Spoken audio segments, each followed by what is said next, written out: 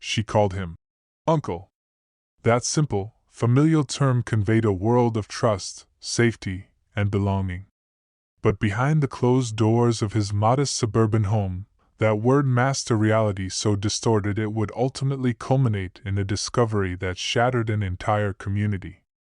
He was her protector, her mentor, the steady male presence in a life marked by instability. He was Robert Whitmore, her uncle.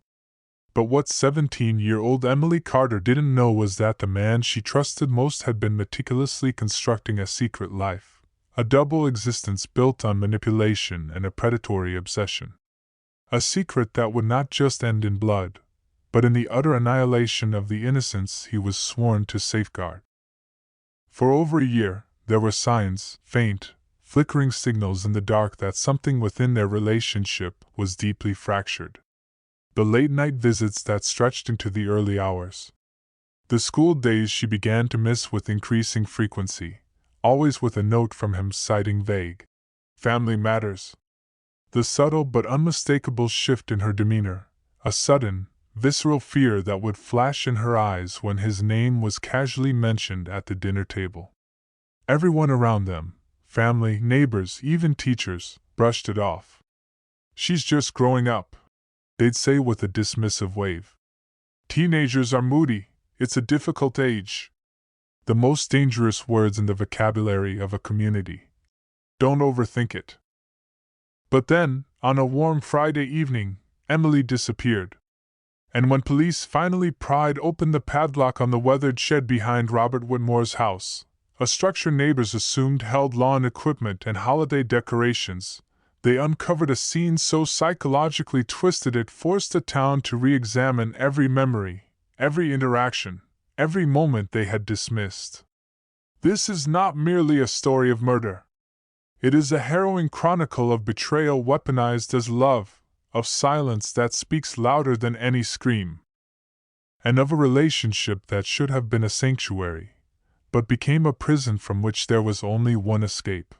Hey everyone, and a special welcome to my viewers across the USA. This is The Killer Next Door, the channel where we prove that the most dangerous monsters don't live in the shadows, they operate in plain sight, protected by familiarity, trust, and a carefully crafted image of normalcy. Before we dive into a case that exposes how evil can hide behind the face of a family member, I want to know who's watching right now. This story hits differently when you realize the predator was someone everyone trusted implicitly. So, if you're watching from the States, drop a comment right now and tell me your name and your city. I read every single one, and I'll be giving a shout out to some of you in the next video. Let's build this community and show how far our reach really is. Now, if you think you can always trust family, the story of Emily Carter and her Uncle Robert will challenge everything you believe. This is a case that shows the terrifying truth about grooming and the devastating cost of silence. Her name was Emily Carter. At 15, she was the kind of girl who still possessed a quiet, unassuming kindness that felt increasingly rare. She was the teenager who would help her grandmother carry groceries up the porch steps without being asked, who always remembered to say, "Please" and "thank you," whose smile was a shy, genuine gesture, not a performance. Her life had not been easy. Her mother, Jasmine, had lost a long battle with addiction and passed away from an overdose when Emily was just 9 years old. Her father was a ghostly presence, his life a cycle of short-term jobs and long-term incarcerations. Stability was a foreign concept. So, Emily was raised by her paternal grandmother, Margaret Carter, a woman in her late 60s who worked part-time as a cashier at the local grocery store and did her absolute best with limited means.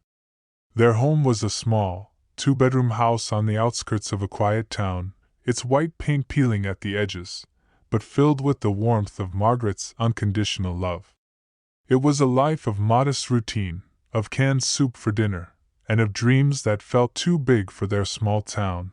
Into this void stepped Robert Whitmore, Margaret's only son and Emily's uncle.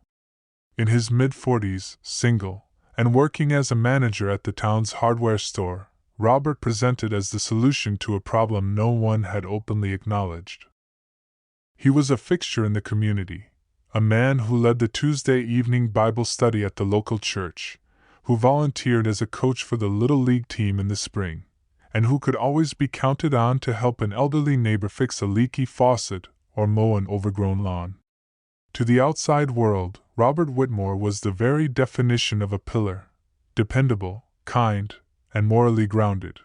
To Emily, he initially represented the father figure she had always craved. He was stability incarnate. He drove her to school when Margaret's old car wouldn't start, helped her with algebra homework at the kitchen table, and bought her the expensive artist-grade sketchbooks and pencils she coveted but her grandmother could never afford. He was Uncle Robert, her protector. But the transformation of that protective instinct into something dark and possessive was a gradual, insidious process, one that happened in the spaces between normalcy, hidden in plain sight.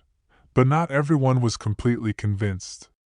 His own sister, Emily's Aunt Carol, had voiced a quiet concern once during a family Thanksgiving.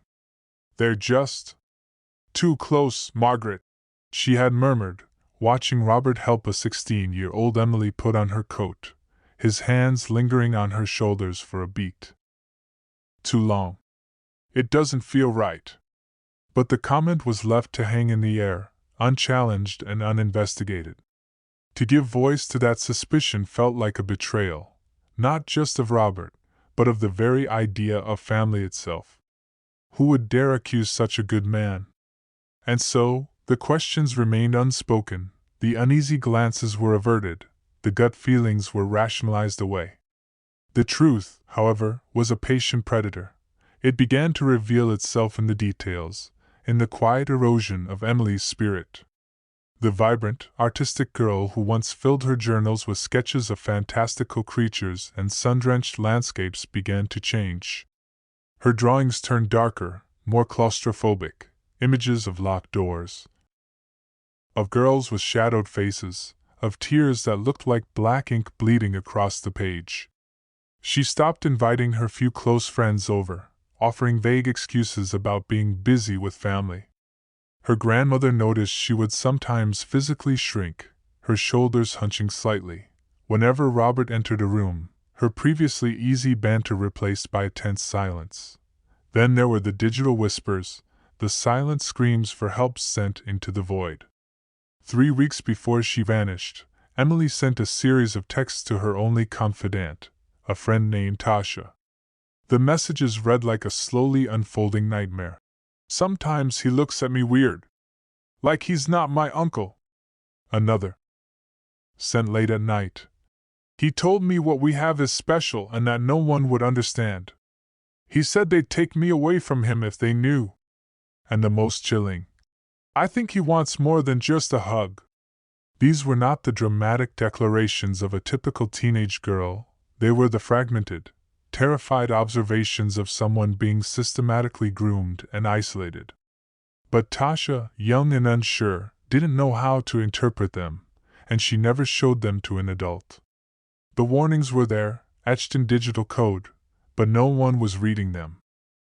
The Friday evening it happened was deceptively tranquil. The air was warm, carrying the scent of cut grass and blooming lilacs. Emily had finished a simple dinner of meatloaf and mashed potatoes with her grandmother, had dutifully rinsed her plate, and announced she was going out for a little while. "Uncle Robert's picking me up," she said, her voice carefully neutral. "We're going to get ice cream."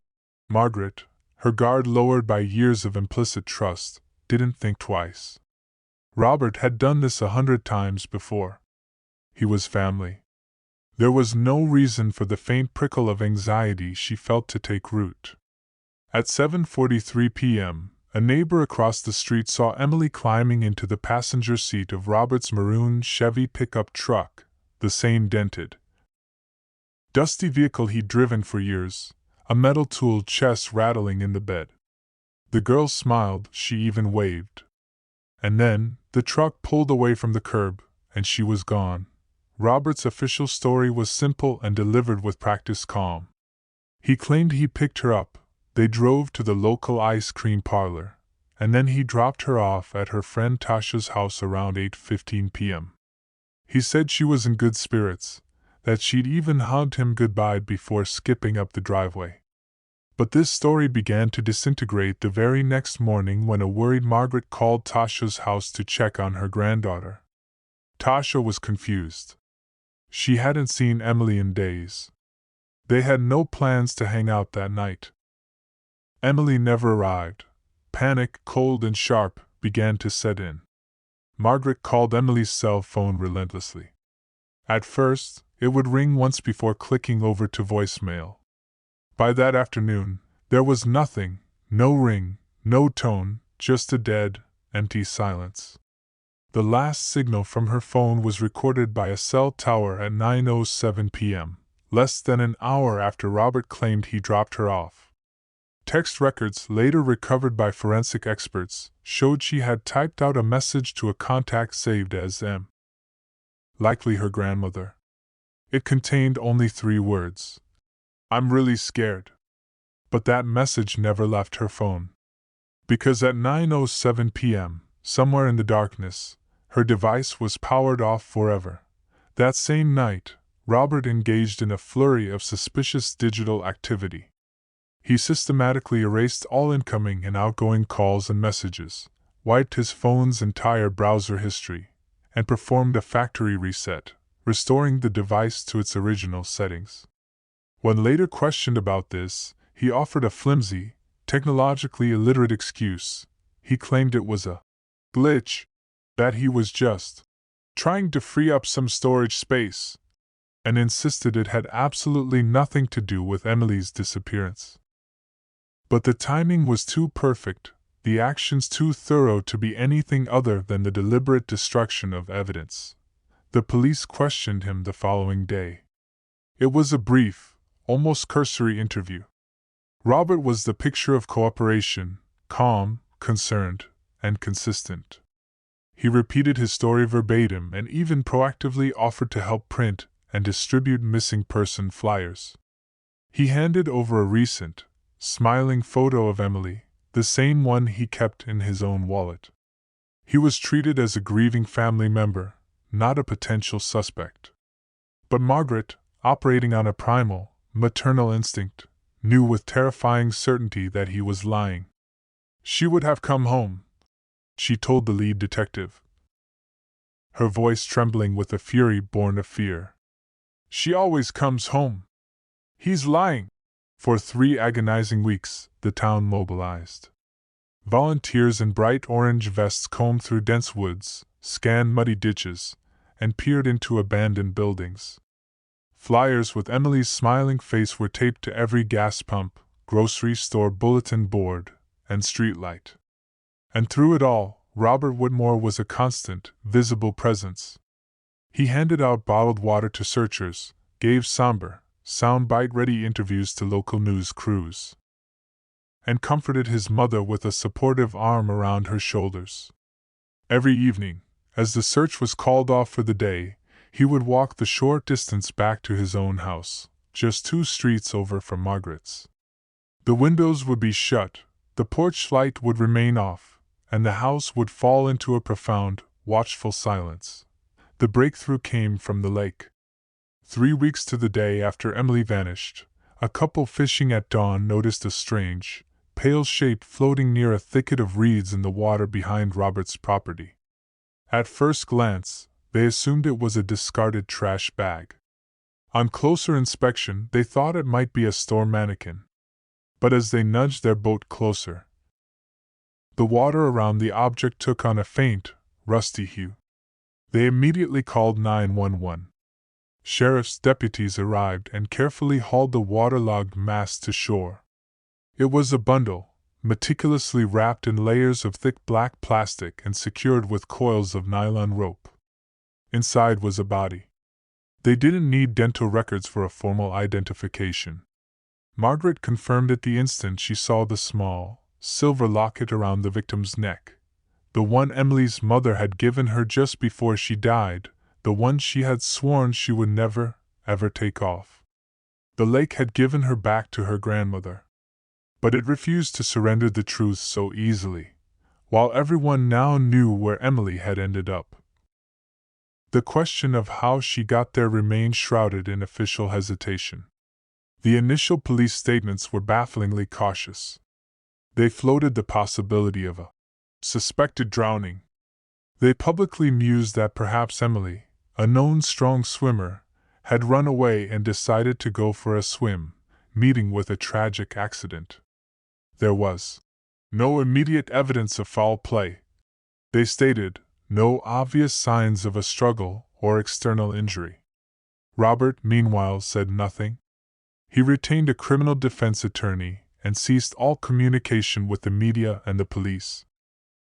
The questions, now devoid of his placating explanations, began to grow louder and darker. The discovery of Emily's body should have changed everything, but the system moved with infuriating slowness. It took a second discovery, 10 days later, to finally shatter the official complacency. A different fisherman, drawn back to the lake by a morbid curiosity, noticed another plastic bag, this one weighted down with stones, resting on the silted bottom just a few yards from the dock. He hooked it and pulled it into his boat. Inside, he found a collection of items that erased any remaining doubt: a dark hoodie from the local high school, stained with dark, irregular patches, a silver necklace chain, snapped in the middle as if pulled apart with great force, a plastic student ID card with Emily's photo, the surface cracked and blurred by water, but her smiling face still visible. This time, the police response was immediate and decisive. The case was instantly reclassified as a homicide. Robert Whitmore was brought in for a second round of questioning, but the atmosphere had shifted dramatically. He was no longer the helpful uncle, he was the prime suspect. He arrived with his lawyer, his demeanor cool and detached. He expressed a perfunctory desire for answers, but offered none of his own. Detectives confronted him with the glaring inconsistencies in his story. He claimed he dropped Emily off at 8:15 p.m. Yet her phone had pinged off a cell tower near his own property at 8:52 p.m. and again at 9:04 p.m., the precise time she was typing her final, unsent cry for help. When asked to explain this, Robert's calm facade fractured.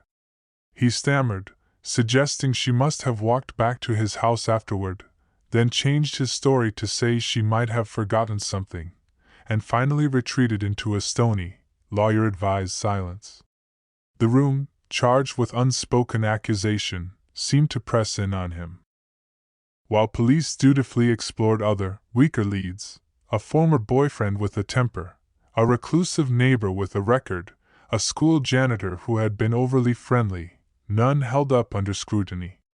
They were dead ends, distractions from the central, horrifying truth. The focus narrowed relentlessly onto the man in the interrogation room. The final, scientific confirmation came from the medical examiner's office. Despite weeks of immersion, forensic technicians managed to recover a minuscule biological sample from beneath Emily's fingernails. The DNA analysis was conclusive. It was not a stranger's DNA. It was not a classmate's. It was a match to Robert Whitmore. The town's perception of him shattered instantly. The man who was once a pillar was now a pariah. Neighbors who had once praised his kindness now crossed the street to avoid him. The church quietly removed his name from the list of Bible study leaders. The protective silence that had once surrounded him curdled into a loud, angry condemnation.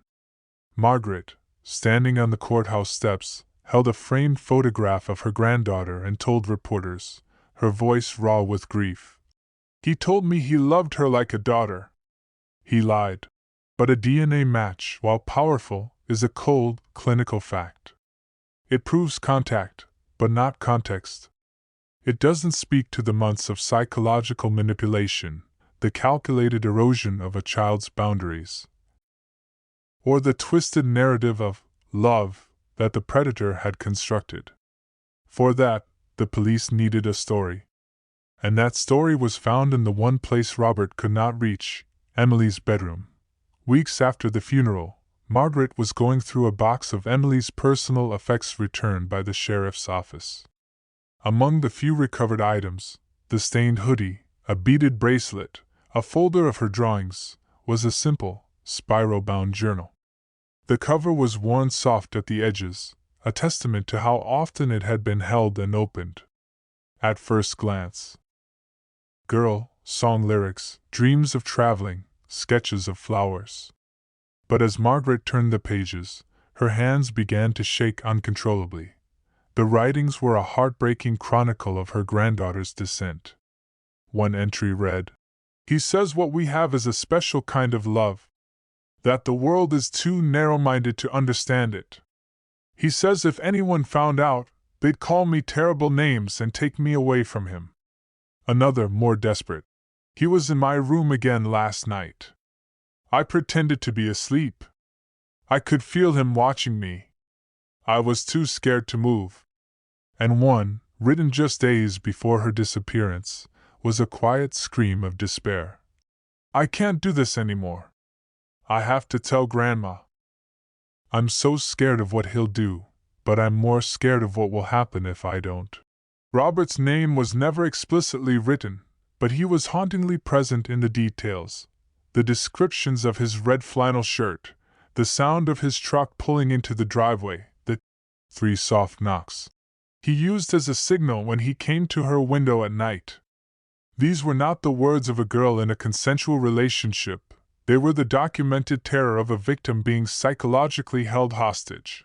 Then came the autopsy report's most devastating revelation, one the police had initially kept sealed: Emily had been 7 weeks pregnant. A subsequent paternity test removed any last shred of doubt. Robert Whitmore was the father of his teenage niece's unborn child. The district attorney would later call it the single most disturbing piece of evidence I have ever encountered. An arrest warrant was issued immediately. Robert was taken into custody at his home without incident. He offered no resistance, asked no questions. In the interrogation room, he sat perfectly still for hours, a statue of a man, his hands clamped between his knees as if to stop them from trembling. Then, after 6 hours of silence, something within him broke. He looked up at the detective seated across from him, his eyes hollow, and uttered a confession that was not a legal strategy, but a soul finally collapsing under the weight of its own depravity. "She wanted to leave," he whispered, his voice ragged. "She said she didn't love me anymore. Said she was going to tell Margaret everything. I couldn't let her do that. I couldn't let her destroy what we had." He described a confrontation in his shed, a place he had furnished with a rug and a space heater, his secret sanctuary. He claimed Emily had threatened to expose him, to ruin him. "I just snapped," he said, his words devoid of emotion. "I didn't mean for it to go that far. But once I started, I couldn't stop." The town recoiled in collective horror. The public revelation of the pregnancy and the journal excerpts turned abstract suspicion into a visceral, nauseating reality. Robert's own sister stood on her front lawn, weeping as she told a reporter. He was supposed to protect her. That was his job. Not this. Never this. His house was vandalized, his name became a curse, and the community was left to grapple with the ugly truth that they had all, in some way, been complicit in the silence that had enabled him. The trial was a foregone conclusion. The courtroom was packed yet eerily quiet. Margaret sat in the front row, clutching Emily's senior portrait, her gaze a laser of anguish fixed on the defense table. The prosecution's case was overwhelming: the DNA, the digital evidence, the damning journal entries, and his own partial confession. They painted a picture of a man who had methodically groomed his own niece, manipulating her isolation and vulnerability to satisfy his own twisted desires, and who had murdered her when she threatened to break free. The defense had little to work with. There was no insanity plea, no claim of mistaken identity. The evidence was a mountain that could not be moved. The prosecution argued for life in prison without the possibility of parole, stating that Robert Whitmore was a clear and present danger to any young girl who might ever call him family. But a final, dramatic conclusion in a court of law was not to be. On the Sunday before his scheduled sentencing, a corrections officer making routine rounds found Robert Whitmore dead in his cell. He had used a strip of torn bedsheet, tied to an air vent grate. The county coroner ruled it a suicide. There was no note, no final explanation, no expression of remorse for the media to dissect. He had chosen his own exit on his own terms. The news sparked a complex, conflicted response. Some saw it as a coward's escape from justice. Others called it the only form of justice left. But for Margaret Carter, there was no closure, only a deeper, more profound void. Standing on her porch, surrounded by microphones, she delivered a statement that would haunt the community.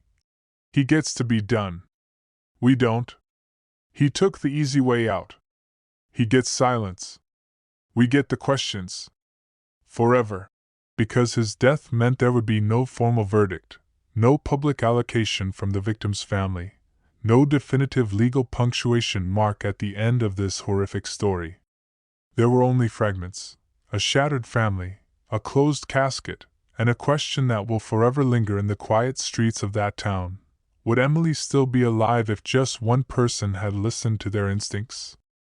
If one teacher had pushed harder? If one family member had asked a difficult question? If one friend had shown those text messages to an adult? The silence that once protected Robert Whitmore became his co-conspirator, and in the end, it became his epitaph.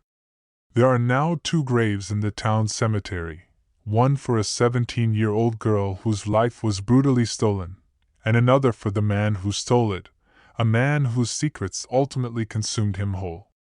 The town holds annual vigils for Emily now. They speak about the importance of seeing the signs and breaking the silence. They make promises of never again. But for Margaret, who places a fresh bouquet of wildflowers on her granddaughter's grave every Sunday, those promises are a cold comfort. The laughter that once echoed from her porch swing is gone. The pencil sketches are stored in a box, too painful to look at. The truth she is left with is the most painful kind, that sometimes the monster doesn't live under the bed or in a stranger's car. Sometimes the monster has a key to your front door, sits at your dinner table, and tells you he loves you. And the greatest tragedy is that by the time you see the monster for what he is, it's already too late.